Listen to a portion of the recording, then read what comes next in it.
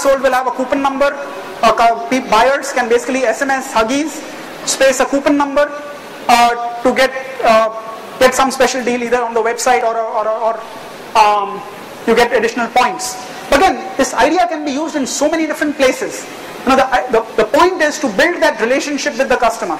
In return, you get a mobile number, and if you, especially now, if you can start asking questions to the customer, you can probably build up a deeper profile. Last idea, email to SMS alerts for real-time push mail messages on the phone. So I'll give you again my own example. I was in the US a couple of weeks ago. We all know how expensive data roaming is. So just to have the numbers very clear, it costs in India 10 rupees or so a meg of browsing.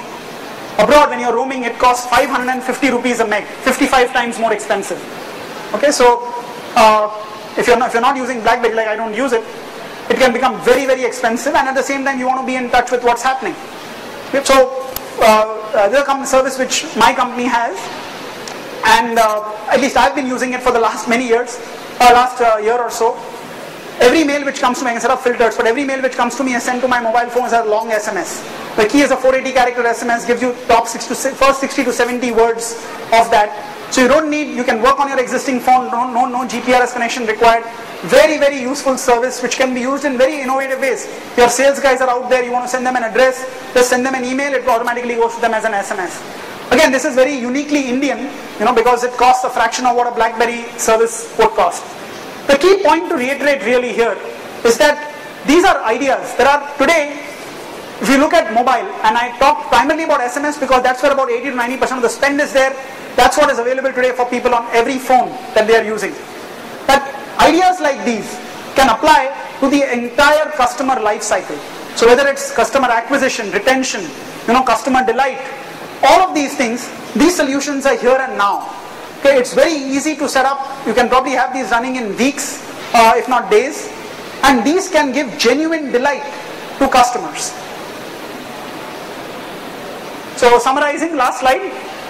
I think if you look back, there are 5 key industry disruptions which I think have the opportunity to fundamentally redraw the landscape in India and create new opportunities for entrepreneurs, for existing players who have so far stayed away from the mobile space because of the operator related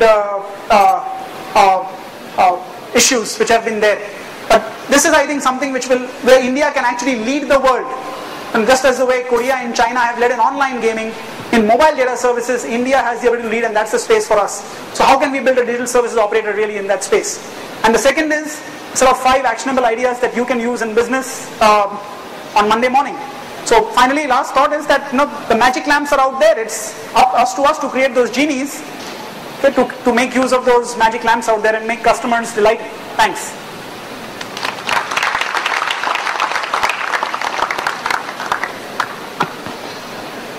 Thank you indeed, Rajesh. We have time for a couple of questions if anyone has something to ask.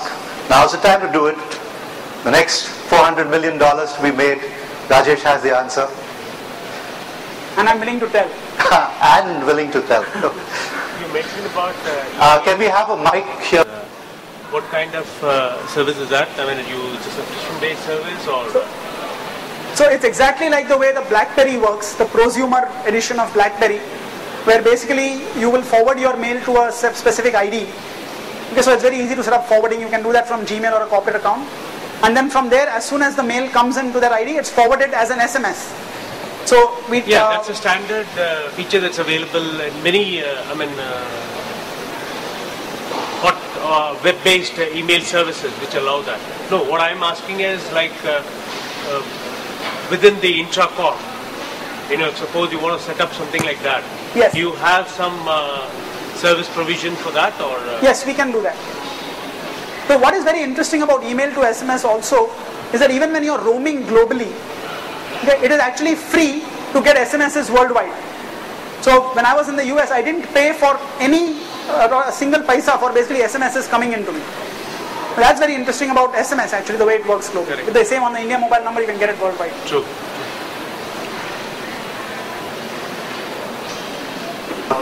The quality of service, and do you think that is a bit of a dampener on things? Because I read some report recently of a study done. I don't know how sketchy that study was, because most these research reports that are printed in some general newspapers and all tend to sensationalize things.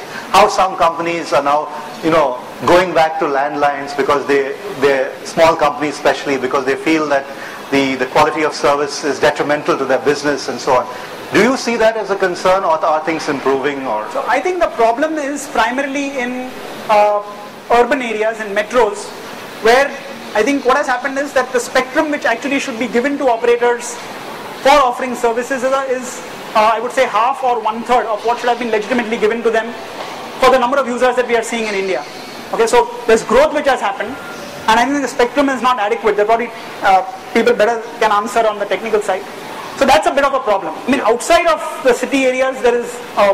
So it's more a regulatory kind of thing because of. No, I think we've just been greedy and trying to make a lot of money on mobiles. Government and other players, individually. Which has been a big problem. I mean, that's how we have messed up with the telecom sector, I think, in the last 5-7 years in India. And I think 3G will, to a certain extent, alleviate at least part of the problem. And that's what, when I said that, I think operators are looking at 3G not as much for data services, as much for getting basically access to a lot of spectrum which they can use. It's much more efficient to use the 3G spectrum for voice. So they may not do as much of data focus as voice focus. So we will get past that. At the same time, if you look at things like SMS and voice, I mean, it's bad, but it's not that bad. I mean, I think it should not have reached this stage. I think we've got 10 operators, which is way too many. We needed 4 or 5. Competition would have come equally well with 4 or 5. So that's the problem which has happened, and you can't change that. The key is to look ahead. Now, I think what are the options? How can we start using them in enterprises or as entrepreneurs? And I think some of these issues will get less so in the coming years. So assuming that they do and that chasm is crossed, so to speak, when 3G comes in, do you see the value-added services are all being provided by small companies, or is it going to be large outfits? Where's the opportunity for everyone? Or so I think you're going to have see what's going to happen really. If you see, we are already moving towards, whether they will not talk about it directly, but voice is going to basically become like 200 rupees, talk as much as you want, call wherever you want. So it's, with the Reliance 50 paise offer, and which others will of course have to match, they don't have a choice. You're kind of moving in that direction. If you're talking for 300 minutes, it basically comes to 150 rupees, and some add some for SMS. So voice is going to basically become a flat priced commodity which everyone will offer. So differentiation even for operators, if they want to get customers to switch, has to come from data services. Differentiation. So operators, starting with operators, I think you're going to have a lot of companies who are going to get into it. Airtel is already India's largest music company. I don't think the day will be far when Airtel will basically buy, or a Vodafone could be, or they will buy the music rights from Bollywood directly to offer as an exclusive for their customers. So next Yash Raj movie available only on Airtel. They've got 100 million customers they can send it out to. This is exactly what has happened with NTT Docomo in Japan, with SK Telecom, where they actually bought out music companies. So what's going to happen is, on one side you'll have the operators trying to extend themselves into newer and newer territories, whether it's banking, entertainment, etc.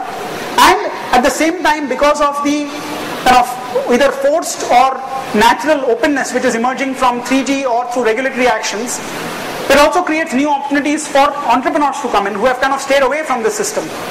Because of the issues which have been there with the nature of the business. So that I think is really what is exciting. That in India, for the first time, we've got a large domestic market, which spans across the spectrum. People paying from 0 to 5,000 rupees a month. So we got across the spectrum. We got large numbers. If we can make services work here, we have an opportunity to create the next Google, Microsoft, Cisco equivalent.